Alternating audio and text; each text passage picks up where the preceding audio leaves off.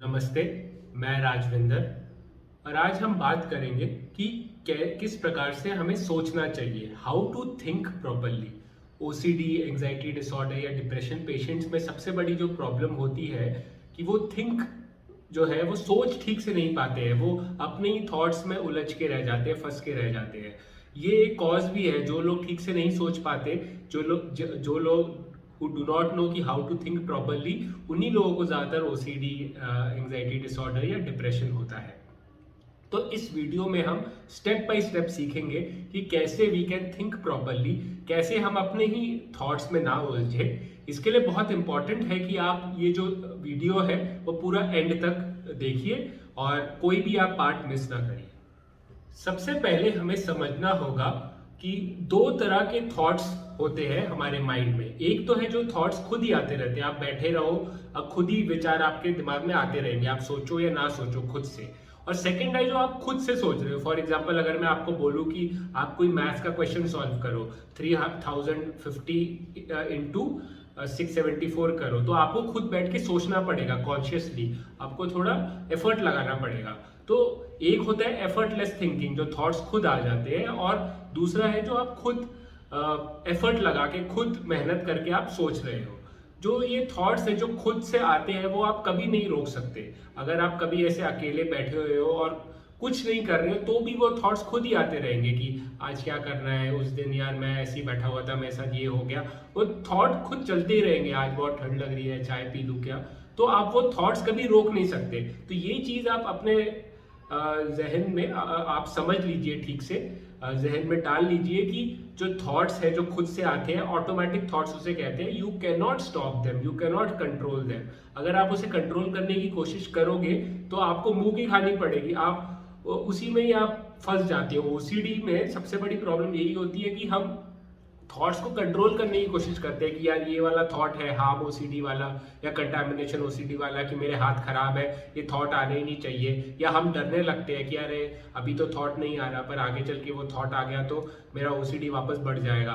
तो हम उस चीज से डरते हैं जो हमारे कंट्रोल में नहीं है। तो हमें सबसे पहले ये समझना चाहिए कि थॉट्स हमारे कंट्रोल में नहीं है, जो ऑटोमेटिक थॉट्स है, और मुझे उनसे नहीं डरना चाहिए, मुझे उनको कंट्रोल करने की भी कोशिश नहीं करनी चाहिए। और जो सेकंड चीज आप समझे कि एक तो ऑटोमेटिक थॉट हो गया, और दूसरा जो कॉन्शियस थिंकिंग। तो जो कॉन्शियस थिंकिंग है वो आप कंट्रोल में कर सकते हो, और हम उस कॉन्शियस थिंकिंग को ही इस वीडियो में, कि कैसे आप कॉन्शियस थिंकिंग अच्छी तरह से करें, वो ही हम सीखेंगे। तो सबसे पहला जो कॉन्सेप्ट है वो कॉन्शियस थिंकिंग के लिए जो आपको सीखना है कि खुद से जब आप बैठ के सोचते हो तो कैसा सोचना चाहिए। तो जो पहला कॉन्सेप्ट है वो है प्रैग्मैटिज्म। प्रैग्मैटिज्म का जो सिंपल डेफिनेशन ये है कि आपको सिर्फ यूजफुल थिंकिंग करनी है। फॉर एग्जाम्पल, अगर आपका एग्जाम है और आप अगर बैठ के ये सोचते रहे पूरा दिन, अरे एग्जाम में मैंने जो पढ़ा वो नहीं आया तो कुछ और आ गया, तो अगर मुझे जबरदस्त ऐसे मैं इधर उधर देखूं और मुझे चीटिंग में पकड़ लिया जबकि मैं चीटिंग कर भी नहीं रहा, ये सब अगर थॉट आते रहे तो आपको क्या होगा? आप एंग्जाइटी में रहेंगे, आप स्ट्रेस में रहेंगे, और आप पढ़ेंगे नहीं, और आप मोस्टली आपको कम मार्क्स आएंगे या आप फेल हो जाओगे। बट अगर आप सोचोगे कि ठीक है ये सब चीजें मेरे कंट्रोल में नहीं है, ये सब चीजें मैं क्यों सोच रहा हूँ, मेरे जो कंट्रोल में है, मैं क्या कर सकता हूँ जिससे मुझे कल अच्छे मार्क्स आए, मैं अच्छी तरह से पढ़ सकता हूँ, तो मुझे वही करना चाहिए, मुझे अच्छी तरह से पढ़ना चाहिए। तो आप सिर्फ वही काम करिए, वही थॉट सोचिए जो आपके गोल्स को अचीव करने के लिए हेल्प करे। फॉर एग्जाम्पल, अगर आपको कोई कल पब्लिक स्पीकिंग करनी है, कोई सेमिनार देना है, तो आप ये सोचते रहोगे कि अरे यार मुझे इतने स्टेज में देना है सेमिनार, लोग देखते रहेंगे, मैं स्ट्रेस में आ गया तो, मैं एंशियस हो गया तो, मुझे मैं जो याद करके आया हूँ वो सब भूल गया, तो ये सब सोचते रहोगे तो आप और टेंशन और एंजाइटी बढ़ाओगे अपनी। पर अगर आप सोचोगे ठीक है कल मुझे स्पीच देना है, मैं कैसे अच्छी तरह से तैयारी करूँ, मैं कैसे उसको मतलब कैसे ये करूं कि मैं स्ट्रेस अगर मैं आऊं भी तो भी मैं मतलब चीजें याद रखूं, तो इसके लिए मुझे बार बार प्रैक्टिस करना चाहिए जो मुझे बोलना है। तो आप वैसी थिंकिंग रखिए, यूजफुल थिंकिंग रखिए, जो आपकी थिंकिंग है उसका कोई पर्पस होना चाहिए, कि जो जो आप थिंक कर रहे हो वो कोई पर्पस या कोई प्रॉब्लम या कोई आपका जो गोल है वो अचीव करने में आपकी हेल्प करे। तो इन शॉर्ट प्रैग्मेटिज्म मतलब कि यूजफुल थिंकिंग जो आपको गोल अचीव करने में हेल्प करे, ना कि उल्टा फुल्टा सोचने में। जो हम ज्यादातर बैठ के सोचते हैं कि हम ये हो गया तो वो हो गया तो वो that is not thinking. Thinking है जो कॉन्शियस आप सोच रहे हो, कॉन्शियस बैठ के सोच रहे हो कोई प्रॉब्लम सॉल्व करने के लिए, ठीक है। ये जो थॉट्स खुद आ रहे हैं दैट इज जस्ट वरिंग, वो वरी है जो हेल्पफुल नहीं है। आप चाहे कितना भी वरी करें, चाहे कितना भी स्ट्रेस ले, आपके जो प्रॉब्लम है वो कभी सॉल्व नहीं होगा। तो जो इस वरिंग को जो रूमिनेशन बोलते हैं, रूमिनेशन जो टेक्निकल वर्ड है, जो बेसिकली जैसे जो काउज है, जो गाय है, वो कुछ खाती है तो वो थोड़ा च्यू करती है, थोड़ा चबाती है, फिर वापस अपने अंदर ले लेती है, फिर वापस वो वही सेम जो खाना है जो थोड़ा चबाया हुआ है वो मुंह में लाती है और वापस उसको चबाती है। वैसे ही उसे रूमिनेशन कहते हैं। और वैसे ही हम जो ओसीडी वाले लोग हैं वो एक ही थॉट जो है उसको सोचते रहते हैं, बेसिकली वरी करते रहते हैं, बट उसको सोचने से कोई प्रॉब्लम सॉल्व नहीं हो रही है। तो that is not pragmatism, that is just useless thinking. तो आपको यूजफुल थिंकिंग करनी है। तो फर्स्ट स्टेप है यूजफुल थिंकिंग करें।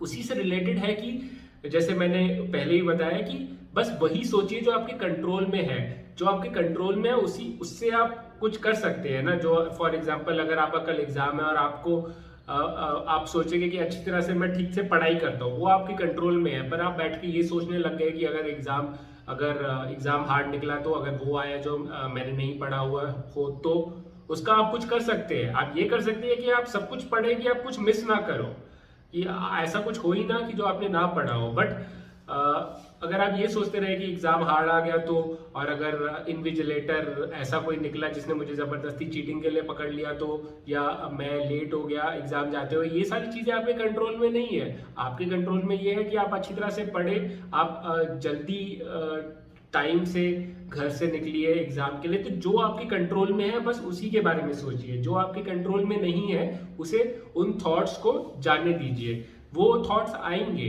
क्योंकि हम थॉट्स हमारे कंट्रोल में नहीं है, बट उस थॉट्स को आप ध्यान मत दीजिए। तो जो थर्ड पॉइंट है जो समझने वाला, वो है कि आप थॉट्स को, जो भी थॉट्स आपके दिमाग में आ रहे हैं, आप you do not have to give importance to each thought. हर थॉट जो है वो इम्पोर्टेंट नहीं है। जैसे मैंने बताया कि कई सारे ज्यादातर थॉट्स तो यूजलेस होते हैं, जो हम पास्ट के बारे में सोचते हैं या फ्यूचर के बारे में सोचते हैं। तो आप उन थॉट्स को, जो यूजलेस थॉट है जिससे कोई प्रॉब्लम सॉल्व नहीं हो रही, जो बेसिकली आपको और प्रॉब्लम में डाल रहा है, उसे आप जाने दे सकते हैं। आप मेडिटेशन या माइंडफुलनेस जो टेक्निक्स है, आप मेरा वीडियो देख सकते हैं माइंडफुलनेस के ऊपर। मैंने उसमें बताया है कि कैसे जो थॉट्स है, जो यूजलेस थॉट्स है, जो हमारे लिए हेल्पफुल नहीं है, आप उसे जाने दे सकते हैं। Like clouds in the sky, जैसे क्लाउड्स पास करते हैं, जैसे नदी में सोचो एक पत्ता है और वो पत्ता ऐसे धीरे धीरे करके चले जाता है नदी के साथ, वैसे ही थॉट्स भी, कोई थॉट आया उसको आप जाने दे सकते हैं। हर थॉट को आपको इंपॉर्टेंस देने की जरूरत नहीं है, क्योंकि हर थॉट यूजफुल नहीं है। आई विल तो से कि 80% ऑफ द थॉट जो आते हैं हमारे दिमाग में खुद से, ऑटोमेटिक थॉट्स, वो यूजलेस होते हैं, क्योंकि या तो वो पास्ट के बारे में है और वो फ्यूचर के बारे में है। बट हम ना पास्ट कंट्रोल कर सकते हैं, पास्ट तो निकल गया, और ना फ्यूचर कंट्रोल कर सकते हैं। तो हमें जो यूजलेस थॉट्स है उनको जाने देना चाहिए। फोर्थ पॉइंट ये है कि डिस्टिंक्ट सेल्फ टॉक एक तरीका होता है। फॉर एग्जांपल अगर आप कहीं आप कुछ चीज सोच रहे हो, जैसे एग्जाम का मैंने एग्जांपल दिया कि आप ये सोचने लग गए कि अरे यार मैं फेल हो गया तो एग्जाम हार्ड आ गया तो अगर आप अपने आप को समझाएंगे कि मुझे ऐसा नहीं सोचना चाहिए, मुझे ऐसा नहीं सोचना चाहिए, तो वो इतना कारगर, इतना इफेक्टिव नहीं होता है। एंजाइटी नहीं जाती है इतनी जल्दी। तो एक टेक्निक जो साइंटिफिकली प्रूवन है वो ये है कि अगर आप यूज करिए, फॉर एग्जांपल मुझे ये सब थॉट्स नहीं सोचने चाहिए, मुझे पढ़ना चाहिए की जगह आप बोलो, जैसे फॉर एग्जांपल मेरा नाम राजविंदर है तो मैं बोलूंगा राजविंदर को ये सब नहीं सोचना चाहिए, राजविंदर को पढ़ना चाहिए। तो मतलब आप इंस्टेड ऑफ मैं बोलने की जगह आप अपना नाम लो, या यू या तुम यूज करें। तो फॉर एग्जांपल मुझे पढ़ना चाहिए, मुझे ये सब स्ट्रेस नहीं लेनी चाहिए की जगह ये बोल सकते हैं तुम्हें पढ़ना चाहिए, तुम्हें ये सब स्ट्रेस नहीं लेना चाहिए, या राजविंदर को पढ़ना चाहिए, राजविंदर को ये सब स्ट्रेस नहीं लेना चाहिए। तो जब हम ये तरीका यूज करते हैं तो हम अपने थॉट्स और हमारे बीच में एक डिस्टेंस ले आते हैं, तो इमोशनल डिस्टेंस हो जाता है। तो हम अपने इमोशन में नहीं फंसते, हम अपना जो हम बोल रहे हैं वो हम सुनेंगे कि हाँ ठीक है, मुझे ये सब चीजें नहीं करनी चाहिए, मुझे ये सब स्ट्रेस नहीं लेना चाहिए। और मोस्टली देखा गया है साइंटिफिकली भी कि एंजाइटी कम हो जाती है। तो या तो आप अपना नाम लीजिए, या तो तुम या आप वर्ड यूज करिए और अपने आप को समझाने के लिए कि राजविंदर को ये स्ट्रेस नहीं लेना चाहिए, राजविंदर को ये नहीं करना चाहिए। कितने सारे बड़े बड़े स्पोर्ट्स पर्सन, जैसे लेब्रॉन जेम्स है एक, जो बास्केटबॉल प्लेयर है बहुत बड़े, वो भी अपने आप से ऐसे ही बात करते हैं कि लेब्रॉन जेम्स को और हार्डवर्क करना चाहिए, लेब्रॉन को और मेहनत करना चाहिए, लेब्रॉन को गिव अप नहीं करना चाहिए। तो आप अपने आप से ही बात करिए, पर अपना नाम लेके बात करिए, तो वो ज्यादा इफेक्टिव होता है। उसके बाद एक जो है कि आप कोई चीज है, जो किसी चीज जो आपको प्रॉब्लम सॉल्व करनी है, तो इंस्टेड ऑफ थिंकिंग कि मुझे क्या करना चाहिए, मुझे वो करना चाहिए कि नहीं, आप ऐसे सोचिए कि आप अपने बेस्ट फ्रेंड को एडवाइस दे रहे हैं। फॉर एग्जाम्पल, आपका कोई बेस्ट फ्रेंड है अभिलाष, तो आप अभिलाष को सोच के बोलेंगे कि जैसे फॉर एग्जाम्पल कि मुझे यहाँ एडमिशन लेना चाहिए या वहाँ एडमिशन लेना चाहिए। फॉर एग्जाम्पल 2 कॉलेज से आपको एडमिशन का ऑफर आया है, तो अभिलाष को ये एडमिशन लेना चाहिए या अभिलाष को वो एडमिशन लेना चाहिए। अगर आप वैसे सोचेंगे तो वो भी पहले वाली जो टेक्निक है कि आप इमोशनल डिस्टेंस हो जाता है, तो इसमें भी अगर आप अपने फ्रेंड को एडवाइस देंगे तो एक इमोशनल डिस्टेंस हो जाता है। आप खुद देखिए कि अगर फॉर एग्जांपल अगर आपका ब्रेकअप हुआ हो, तो आप चाहे अपने आप को कितना भी समझाओ, पर आप वो सैडनेस और वो मतलब डिप्रेशन से आप बहुत मुश्किल से निकलोगे। पर अगर आपके दोस्त का ब्रेकअप हुआ हो, तो आप बहुत ही आराम से उसे एडवाइस देते हो, यार क्यों तू रो रहा है, वो चली गई तो क्या हो गया। जब आप दूसरे को एडवाइस देते हो तो आप अपने इमोशंस से, जो इमोशंस है उससे दूर रह के आप थोड़ा लॉजिकल थिंकिंग करते हैं। तो बहुत इंपॉर्टेंट है कि आप जो है अपने बेस्ट फ्रेंड या अपने फ्रेंड को अगर आप एडवाइस देंगे, जो चीज आपको सॉल्व करनी है, आप ऐसे बात करिए कि आप अपने फ्रेंड को एडवाइस दे रहे हो, तो आप जल्दी जो सोल्यूशन है वो निकाल पाओगे। एक और जो तरीका है वो है कि क्रिएटिव सॉल्यूशंस ढूंढिए। फॉर एग्जांपल ये होता है ना कि मैं तो ये करना है या वो करना है। ज्यादातर क्या होता है कि ओसीडी के पेशेंट्स में, एंजाइटी के पेशेंट्स में इमोशंस कुछ और कह रहे होते हैं और रैशनैलिटी या लॉजिक कुछ और कह रहा होता है। तो इंस्टेड ऑफ थिंकिंग कि मुझे ये करना है या वो करना है, आप बीच का रास्ता निकालिए, मिडिल पाथ। तो फॉर एग्जाम्पल कि मुझे खेलना भी है और मुझे पढ़ना भी है, तो आप ये कर सकते हो कि मैं ठीक है 1 घंटा खेलूंगा और फिर मैं पढ़ लूंगा, या मैं 2 घंटे पढ़ लेता हूँ अभी और उसके बाद फिर खेलूंगा। तो इंस्टेड ऑफ दिस और दैट, ये या ये, अब ये एंड ये दोनों चीज करो, आप क्रिएटिव सोल्यूशन, बीच का रास्ता निकालो।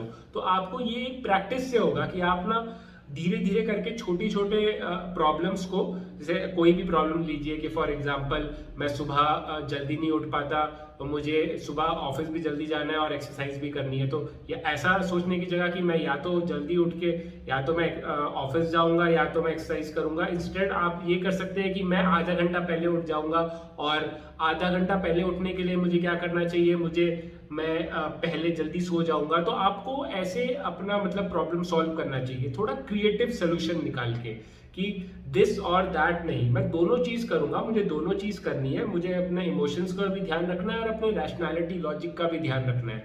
तो आप क्रिएटिव बीच का सोल्यूशन निकालिए। उसके बाद आप सोल्यूशन ओरिएंटेड थिंकिंग आपको करनी चाहिए, instead of thinking about the problem. जो ज्यादातर ओसीडी या एंजाइटी के पेशेंट्स होते हैं, वो ना प्रॉब्लम के बारे में ही सोचते रहते हैं, अरे यार मेरे हाथ गंदे हुए, तो यार मेरा ये हुआ, तो मुझे तो ओसीडी है, मैं तो आगे कुछ कर ही नहीं पाऊंगा। Instead of just thinking about the problem, instead of just ruminating, आपको क्या है कि प्रॉब्लम को सॉल्व करना चाहिए कि सोल्यूशन क्या है, मुझे सोल्यूशन के बारे में सोचना चाहिए, ना कि मुझे प्रॉब्लम के बारे में सोचते रहना चाहिए। तो सोल्यूशन ओरिएंटेड थिंकिंग, कि मेरी जो थिंकिंग है वो प्रॉब्लम सॉल्विंग होनी चाहिए। जैसे मैंने बताया है कि माइंड जो है वो एक प्रॉब्लम सॉल्विंग का एक डिवाइस है, तभी हमें बार बार जो थॉट्स है वो मतलब प्रॉब्लम्स हमारे दिमाग में ज्यादा आती है, क्योंकि हमारा जो माइंड है वो एवोल्यूशन से डिजाइन ही हुआ है कि वो प्रॉब्लम को सॉल्व करे, तो इसके लिए वो प्रॉब्लम ढूंढता है। एक चीज आप देखिए, एक नेगेटिविटी बायस कहते हैं। नेगेटिविटी बायस होता है कि जो नेगेटिव चीजें हैं, फॉर एग्जांपल आपने लाइफ में कुछ फेलियर हुआ हो आपके साथ, या आपने कुछ गलत किया हो, तो वो आपको याद रहेगा, जल्दी याद आ जाता है। बट अगर आपने लाइफ में कुछ अच्छा किया हो, कुछ अचीव किया हो, तो वो ज्यादा जल्दी याद नहीं आता। इसे कहते हैं नेगेटिविटी बायस। हमारा जो माइंड है वो नेगेटिव पे ज्यादा फोकस करता है, क्योंकि अगर नेगेटिव पे ज्यादा फोकस करेंगे तभी हम उसके बारे में सोचेंगे और सोल्यूशन क्रिएट करेंगे। एवोल्यूशन में जब हमारे जो पूर्वज है जो जंगलों में रहते थे, अगर वो अपने प्रॉब्लम्स को सॉल्व ना करे तो वो तो मर जाते, क्योंकि इतने शेर, इतने जंगली जानवर आसपास थे, तो they need to keep on solving problems.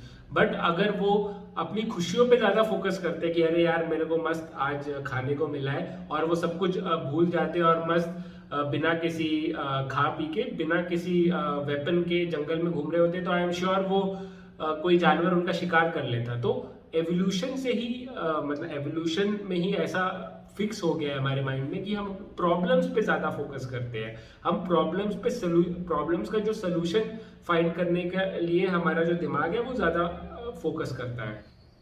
एक और जो चीज़ है जो आपको करनी चाहिए, जो आप अपनी लाइफ में वो एटीट्यूड आपको बनाना चाहिए, वो है ग्रोथ माइंडसेट का। देखिए, दो तरह के माइंडसेट होते हैं, या माइंडसेट मतलब एटीट्यूड, चीज़ों को देखने का नज़रिया। एक होता है फिक्स्ड माइंडसेट कि जैसा मैं हूँ वैसा ही रहूँगा, मैं चेंज नहीं कर सकता, भगवान ने मुझे ऐसे ही बनाया, मैं ऐसे ही पैदा हुआ हूँ।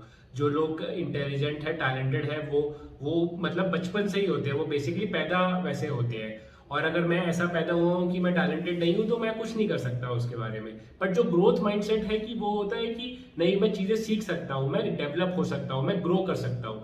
अगर आप ग्रोथ माइंडसेट रखेंगे कि हाँ ठीक है, अभी अगर मैंने अच्छा नहीं किया तो मैं और अच्छी तरह से ट्राई करूंगा, तो वो जो है चीजों को, प्रॉब्लम्स को वो चैलेंजेस की तरह देखेंगे। वो प्रॉब्लम से डरेंगे नहीं, अच्छा ये प्रॉब्लम है, मैं इसको सॉल्व कर सकता हूँ, और वो सॉल्व करते करते और ग्रो होंगे। तो जो ग्रोथ माइंडसेट अगर वो लोग रखेंगे, तो उससे क्या होता है कि वो ज्यादा ऑप्टिमिस्टिक चीजों को और होपफुली देखेंगे कि हाँ ठीक है, मैं अभी अच्छा नहीं हूँ, अभी मैं अच्छा नहीं कर रहा हूँ, बट मैं सीख सकता हूँ चीजों को। और अगर मैं अभी फेल हो गया, इसका मतलब है कि मैंने ट्राई हार्ड नहीं किया, मैं अगली बार हार्डर ट्राई करूंगा तो मैं हो जाऊंगा। सब कुछ टैलेंट नहीं होता है, टैलेंट इज इंपॉर्टेंट, ठीक है, कई लोग जो टैलेंटेड होते हैं वो जल्दी चीजें सीख जाते हैं, पर अगर आप ज्यादा एफर्ट डालते रहो, ठीक है, देखिए, talent into effort, talent plus effort is equal to skill. Talent भी है और एफर्ट मारेंगे तो स्किल बनेगा, and skill plus effort, skill है आपको, और आप और एफर्ट डालते रहेंगे तो आपको अचीवमेंट मिलेगी। तो पर इसमें देखिए, एक बार ही इन दोनों इक्वेशन में एक बार ही टैलेंट का यूज हुआ है, पर दो बार ही एफर्ट का यूज हुआ है। Effort is more important than talent. कई लोग होते हैं जो टैलेंटेड है, वो लाइफ में अच्छा नहीं कर पाए। फॉर एग्जाम्पल विनोद कांबली और सचिन तेंदुलकर को ले लीजिए। कहते हैं कि विनोद कांबली ज्यादा टैलेंटेड थे सचिन तेंदुलकर से, बट आप खुद देखिए कि जो सचिन तेंदुलकर है वो कहाँ तक पहुंच गए, और विनोद कांबली ने अपने पूरे टैलेंट को जस्टिफाई नहीं किया। वो इतना अच्छा, उन्होंने, इनका करियर इतना अच्छा नहीं था क्रिकेट में। तो ग्रोथ माइंडसेट रखिए कि मैं चीजें सीख सकता हूँ। अगर मैं अभी फंसा हुआ हूँ, मुझसे ओसीडी मेरा ठीक नहीं हो रहा, एंग्जाइटी डिसऑर्डर ठीक नहीं हो रहा, ठीक है, मैं कुछ गलत कर रहा हूँ, मैं कुछ ठीक से मैं थेरेपी नहीं कर रहा हूँ, ठीक है, तो आप थेरेपी सीखिए। क्या पता मैं गलत थेरेपी कर रहा हूँ, तो आप सही थेरेपी करिए।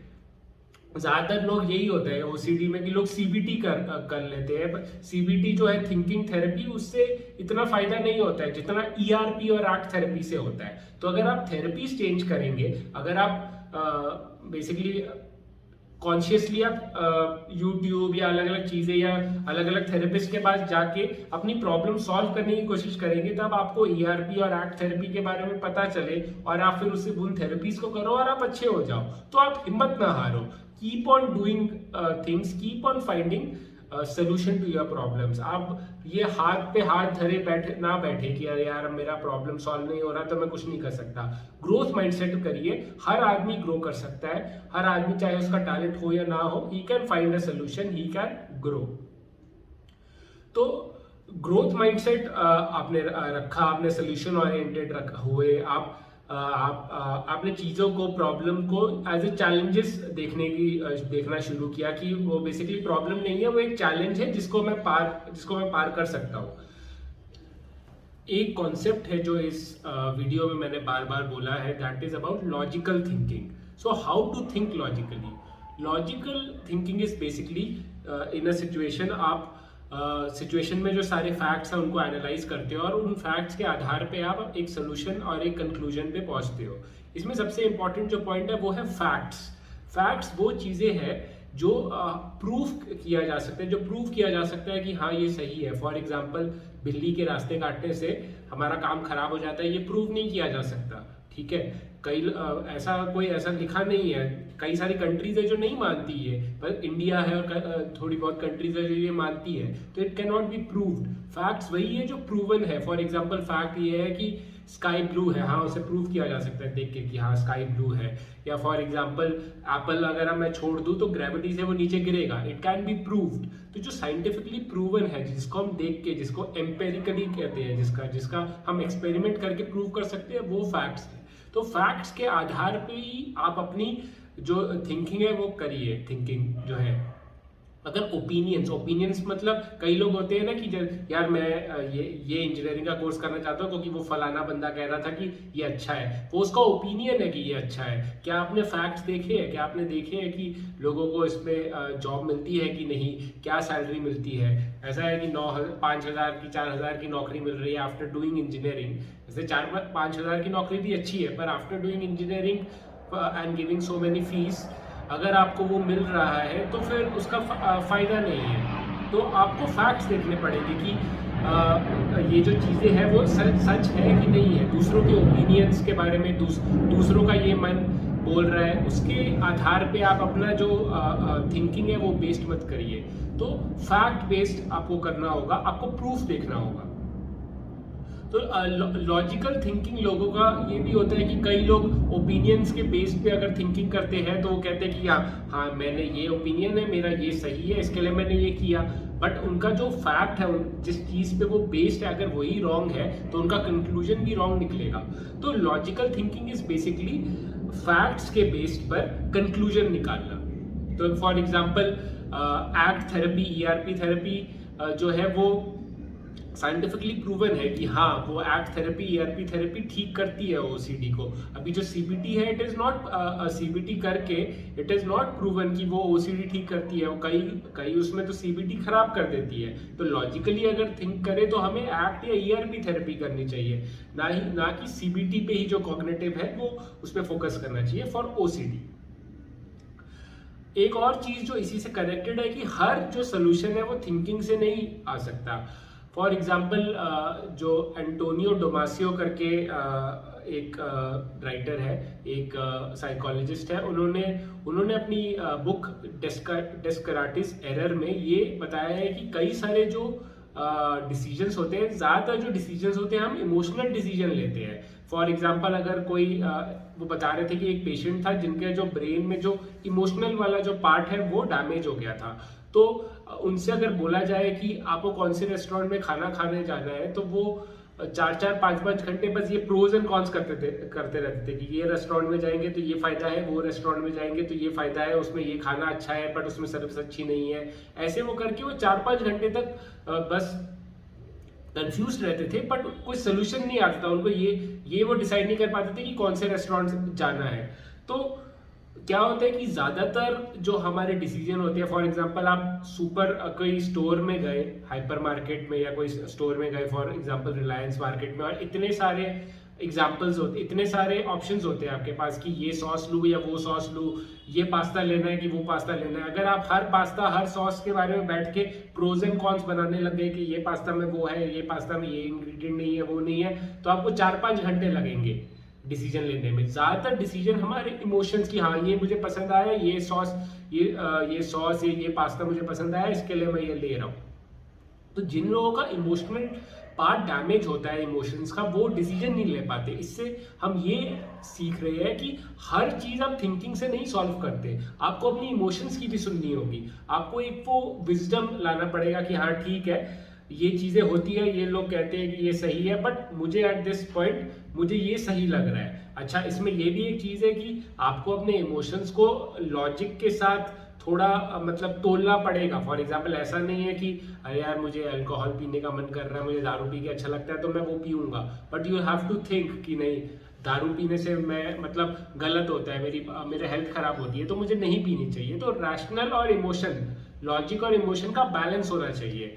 बट सिर्फ थिंकिंग से आप सब कुछ नहीं कर सकते। फॉर एग्जाम्पल जैसे इमोशंस हो गए प्यार, या कि मुझे इस गर्लफ्रेंड इसके साथ, फॉर एग्जाम्पल 2 गर्लफ्रेंड है किसी की, कि मुझे इस गर्लफ्रेंड के साथ रहना है उस गर्लफ्रेंड के साथ, तो आई एम श्योर कि वो प्रोज एंड कॉन्स नहीं बनाएगा। वो अपने कई मूवीज में भी हम देखते हैं कि कोई लड़की है और उसको 2 ऑप्शन है लड़के के, तो वो दिल से वो जाते हैं। तो जो दिल है वो इमोशंस है, तो हमें अपने इमोशंस को भी तवज्जो, वो इंपॉर्टेंस देनी पड़ेगी। सिर्फ थिंकिंग, सिर्फ थॉट से नहीं होता है। ओसीडी में यही प्रॉब्लम होती है कि हम हर चीज अपने थिंकिंग से करने लगते हैं और उसमें ही फंस जाते हैं। तो अपने थिंकिंग से आपको उठना पड़ेगा और इमोशनल इंटेलिजेंस थोड़ी लानी पड़ेगी। Emotional intelligence is basically emotions को अंडरस्टैंड करना आपने। उस पर भी मैं वीडियो बनाऊंगा इमोशंस पे, ये थिंकिंग के बाद जरूर, क्योंकि थिंकिंग के साथ इमोशंस को अंडरस्टैंड करना भी बहुत जरूरी है। उसके बाद एक और चीज है कि जैसे थिंकिंग से सब कुछ नहीं सॉल्व होता, तो we should take a break from thinking.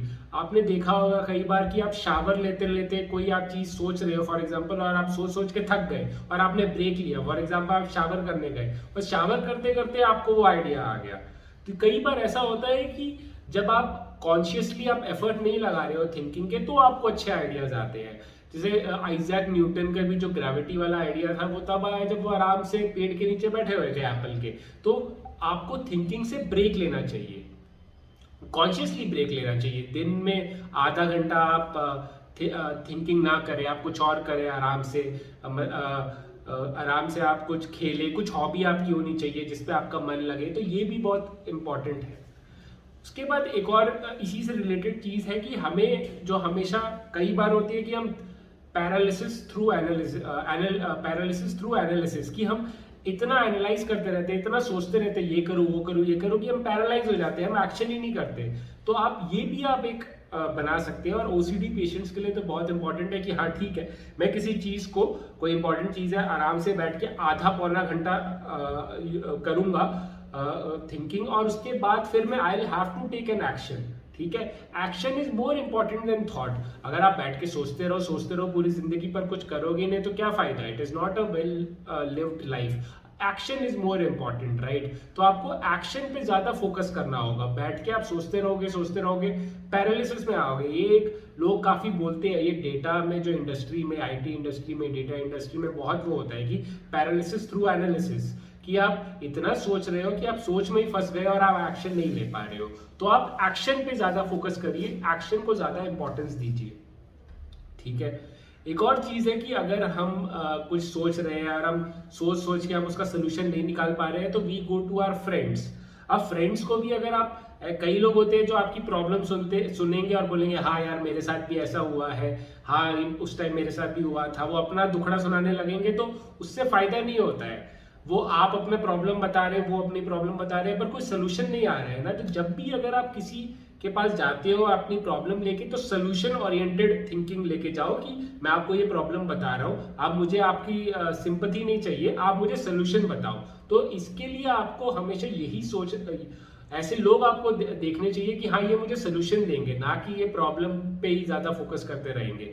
और ऐसा भी हो सकता है कि डिफरेंट टॉपिक्स के लिए आप डिफरेंट लोगों के पास जाओ। फॉर एग्जांपल रिलेशनशिप या फैमिली चीज़ों के लिए आप अपने फादर के पास जा सकते हो या अपने बड़े भाई बड़े बहन के पास। बट फॉर एग्जांपल प्रोफेशनल चीज़ों के लिए आप अलग लोगों के पास जा सकते हो। फॉर एग्जांपल अपने ऑफिस के कोई कलीग या कोई अपने आपके जो साथ पढ़े हुए हो आपके साथ, तो उनके पास जा सकते हो। अपने जैसे गर्लफ्रेंड ट्रबल हो या कुछ मतलब रिलेशनशिप ट्रबल हो आपकी, अपनी वाइफ या गर्लफ्रेंड या अपने बॉयफ्रेंड के साथ, अपने हस्बैंड के साथ, तो आप अपने फ्रेंड से बात कर सकते हैं। उस टाइम पे अगर आप अपने फादर या मदर के पास जाएंगे तो इंडियन फादर मदर तो ज़्यादातर प्रवचन ही देने लगते हैं। तो आपको ये देखना पड़ेगा कि किस टॉपिक के लिए मुझे किन के पास जाना है। अगला जो है कि जैसे मैंने बोला कि थिंकिंग अगर आप करते रहोगे, मतलब अगर थिंकिंग में ही फंसे रहोगे तो आप पैरालिसिस हो सकता है। आप कुछ पैरालिसिस मतलब असली वाला नहीं, आप एक्ट नहीं करोगे आप, मतलब ऐसे स्तब्ध रह जाओगे, फ्रीज हो जाओगे कि मैं क्या करूं क्या करूं क्या करूं टाइप्स। तो आप अगर हर चीज में अगर आप सुबह उठे और थिंकिंग करने लगे कि मैं ये करूं वो करूं, मैं अभी ब्रश करूंगा फिर उसके बाद एक्सरसाइज करूंगा फिर मैं ये करूं वो करूं, अगर आप हर दिन सुबह उठ के इन सब सोच में ही फंस जाओगे तो आपका जो दिन है वो प्रोडक्टिव शुरुआत नहीं होगी और आगे भी चल के आपको प्रॉब्लम होगी। तो बहुत इंपॉर्टेंट है, और OCD patients, anxiety disorder, depression patients के लिए तो बहुत जरूरी है कि आप अपनी लाइफ में एक रूटीन लाइए, हैबिट लाइए कि ऑटोमेटिकली सुबह उठते ही मैं ब्रश किया फिर एक्सरसाइज किया फिर योगा किया, तो आपको ज्यादा सोचना नहीं है। क्योंकि हम पेशेंट्स में, जो ओसीडी पेशेंट्स में यही प्रॉब्लम है कि हम सोच में ही ज्यादा फंस जाते हैं। तो अगर आप हैबिट्स क्रिएट करोगे तो आप वो सोच से थोड़ा बचोगे, सोच में फंसने से। तो ये बहुत जरूरी है कि आप हैबिट्स बनाओ। एक और चीज है जो आपको ध्यान रखनी चाहिए, जो अगला जो स्टेप है कि आपको पास्ट और फ्यूचर के थॉट्स पे नहीं फंसना चाहिए। जो पास्ट के जो थॉट्स है वो बेसिकली तभी हमें सोचना चाहिए जब हमें कुछ लर्निंग लेनी हो कि हाँ मैंने पास्ट में ऐसा किया था या पास्ट में ऐसे मिस्टेक करी थी और मुझे वापस नहीं करना चाहिए। ठीक है, हमें बैठ के वो सोच के और दुख में कि उस टाइम अच्छा था ये या वो, यार मैंने क्या किया, रिग्रेट वगैरह में नहीं फंसना चाहिए। हमें पास्ट के बारे में सोचना, माइंड पास्ट के बारे में तभी सोचता है जब उसे कुछ प्रॉब्लम सॉल्व करनी हो। ठीक है, बट हमने पास्ट में रहने की आदत बना ली है। हम बस पास्ट में कि वो अच्छा था, वो ओल्ड टाइम्स अच्छे थे। ठीक है, सब लोग, किसी के पास भी जाओ वो सब लोग यही बोलेंगे कि ओल्ड टाइम्स अच्छे हैं, बट उस पॉइंट ऑफ टाइम पे अगर आप पूछते किसी से तो आई एम श्योर वो बोलते यार ये नहीं, ये टाइम नहीं, ये उससे भी ओल्ड टाइम बेटर था। तो हमें पास्ट तभी सोचना चाहिए, पास्ट के बारे में, जब हमें कोई उससे कुछ लेसन लेना हो। और फ्यूचर के बारे में थिंकिंग करना, तो अगर आप फ्यूचर प्लानिंग कर रहे हो ठीक है, बट फ्यूचर तो हमें पता ही नहीं है कि क्या होने वाला है। We can not control our future, कोई फ्यूचर प्रिडिक्ट नहीं कर सकता है। तो हमें फ्यूचर के बारे में तो बस सिर्फ प्लानिंग के लिए कि हाँ मुझे ये करना है वो करना है, हमें कॉन्सिक्वेंस या रिजल्ट के बारे में नहीं सोचना चाहिए कि मैं पास नहीं हो पाऊंगा या मैं ये नहीं कर पाऊंगा, क्योंकि हम प्रिडिक्ट ही नहीं कर सकता है कोई फ्यूचर के बारे में। इट इज साइंटिफिकली प्रूवन कि फ्यूचर कोई प्रिडिक्ट नहीं कर सकता। अगर सब फ्यूचर प्रिडिक्ट कर रहे होते, अमेरिका के पास तो इतने बड़े बड़े वो है, इतनी टेक्नोलॉजी है, ये वो फ्यूचर क्यों नहीं प्रेडिक्ट कर पा रही है। ऐसे कोई फ्यूचर प्रेडिक्ट कर पाएगा तो वो तो स्टॉक मार्केट में इतना पैसा लगा के कितने करोड़पति, कितने अमीर बन सकते हैं। फ्यूचर कोई प्रेडिक्ट नहीं कर सकता है। तो आप फ्यूचर पे और पास्ट के थॉट्स में प्लीज मत फंसिए। उसके बाद एक और चीज है जो आप कर सकते हैं, इज राइटिंग योर थॉट्स। कई ओसीडी पेशेंट जो होते हैं, एंजाइटी डिसऑर्डर के पेशेंट जो होते हैं, उनको इतने थॉट्स जल्दी जल्दी आते हैं दिमाग में कि उनको बेसिकली वो कंफ्यूज हो जाते हैं, वो अपने थॉट्स को ठीक से ऑर्गेनाइज नहीं कर पाते। तो अगर आप राइट करोगे अपने थॉट्स को, अगर जर्नल रख सकते हो या फॉर एग्जांपल कभी आप कंफ्यूज हो तब आप लिखो, तो उससे क्या है जो थॉट्स है थोड़े सिस्टमैटिक हो जाते हैं। तो writing will help. Even drawing your thoughts, draw करो आप थॉट्स को कि फॉर एग्जाम्पल कुछ आप सोच रहे हो कि ये सोल्यूशन है, तो आप you can create a flow diagram. जैसे फ्लो डायग्राम बनाकर या कोई ऐसे अच्छी तरह से डायग्राम अगर आप बनाओगे तो आप थिंकिंग से थोड़ा परे हट के अगर आप डायग्राम में सोचोगे, ड्राइंग में सोचोगे, तो ये भी देखा गया है कि काफी फायदेमंद है। Last but by no means least, सबसे इंपॉर्टेंट पॉइंट ये है कि थिंकिंग और ऑब्सेसिव थिंकिंग और वरिंग में फर्क समझिए। ठीक है, थिंकिंग जो यूजफुल थिंकिंग, जो थिंकिंग है कॉन्शियस थिंकिंग, वही है जो आप या तो किसी प्रॉब्लम सॉल्व करने के लिए यूज कर रहे हो या तो आप कोई नॉलेज लेने के लिए आप सोच रहे हो। ठीक है, बाकी सारी थिंकिंग जस्ट यूजलेस थिंकिंग है, जैसे वरिंग करना, जैसे या तो हमारी जो ऑब्सेसिव थिंकिंग होती है ओसीडी में, उसका कोई फायदा नहीं है। तो अगर आपको समझ में आ रहा है कि हाँ ये मैं ऑब्सेसिव थिंकिंग कर रहा हूँ वापस, या मैं वापस वो एंजाइटी ओसीडी वाले साइकिल में फंस रहा हूँ, तो तभी आप अपने आप को रोकिए और उस थिंकिंग से निकलिए। ठीक है, ये बहुत ही इंपॉर्टेंट है ओसीडी पेशेंट्स के लिए, क्योंकि हम सब कुछ सीख लेंगे। ठीक है, हम सब कुछ थिंकिंग वगैरह, आपने ये वीडियो देखा, आपने प्रैक्टिस किया, बट अगर आप ओसीडी वाले थिंकिंग से बाहर नहीं निकल पा रहे हो तो इसका कोई फायदा नहीं है। तो आप ओसीडी वाले थिंकिंग से बाहर निकलने के लिए प्लीज एक्ट थेरेपी या ईआरपी थेरेपी करिए, अपने ओसीडी को ठीक करिए, साथ साथ में ये सब चीजें, ये टेक्निक भी यूज करिए, पर सबसे इंपॉर्टेंट, ज्यादा इंपॉर्टेंट ये है कि आप अपने ओसीडी को मैनेज करिए। ओसीडी का जो फंडा, ओसीडी का जो प्रॉब्लम है, ओसीडी की जो इशू है, वो अगर आप कंट्रोल कर पाओगे तभी आप ये जो थिंकिंग के जो ये आप सीखे हैं अभी, तभी आप इसको यूज कर पाओगे। नहीं तो ओसीडी ज्यादा हावी हो जाता है। तो प्लीज आप अपने ओसीडी को भी साइमल्टेनियसली ठीक करिए। सिर्फ ये वीडियो देख के, ये थिंकिंग का वीडियो देख के आप थिंकिंग का ट्राई करोगे कितना भी, ये सब चीजें आप यूज करोगे अच्छी तरह से ट्राई करने का, बट अगर आप ओसीडी को नहीं मैनेज कर पाओगे तो इसका कोई फायदा नहीं है। तो प्लीज आप ओसीडी को मैनेज करिए, उस पर फोकस करिए। तो thank you for watching the video till the end and I hope इसमें आप समझे होंगे थिंकिंग के बारे में अच्छी तरह से।